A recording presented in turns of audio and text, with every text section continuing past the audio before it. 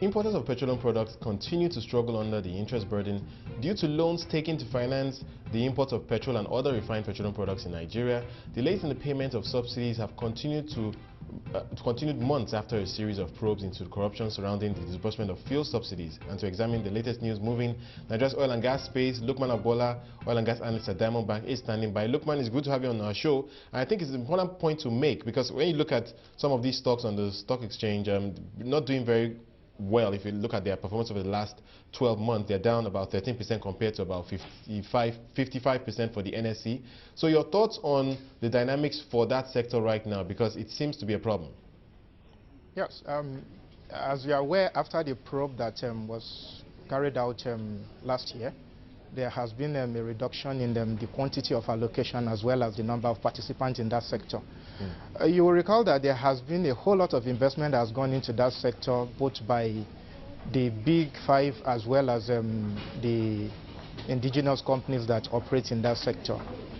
Infrastructure, physical infrastructure that has gone into that sector.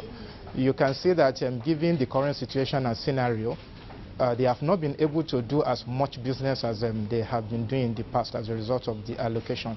And of course, if you are not doing as much business, it means that your revenue is not up and profit is going to be affected.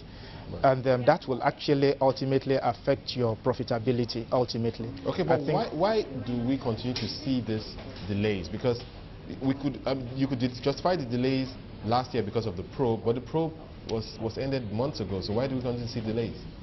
Well, from what we are hearing, one of the reasons why there was delay was because the budget was not passed as at when it was supposed to have been done. Right. Having signed the budget into law, we hope that the backlog of subsidy payments that have been due for a very long time are going to be clear this time around.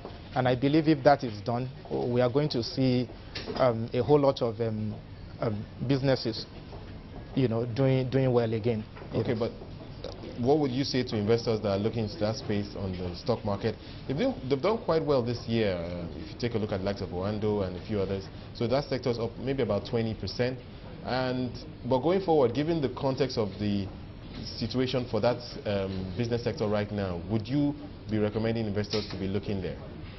Clearly, that's not where to look for investors right now, because as you rightly said, prices has been going down in that sector.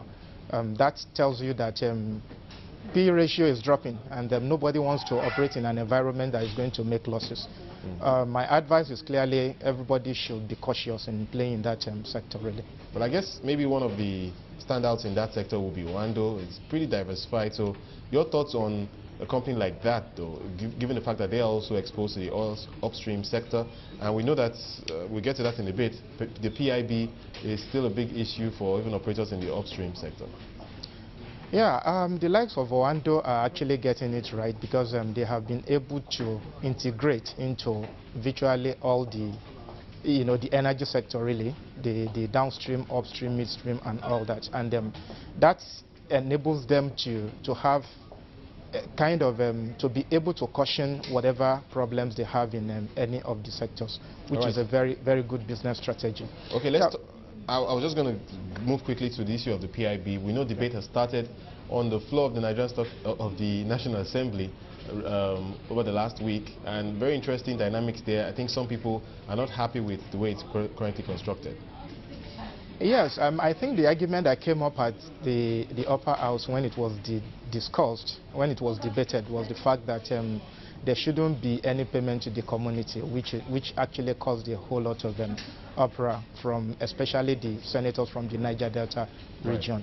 Right. I want to believe that the issue is going to be looked at ultimately, objectively and critically, and what is good for the country and for the industry is going to be accepted and agreed at the end of the day by all the parties. Otherwise, I was going to ask, are you confident that we're going to see this sorted in the next few months? Or do you think this is something that may drag for another year or so?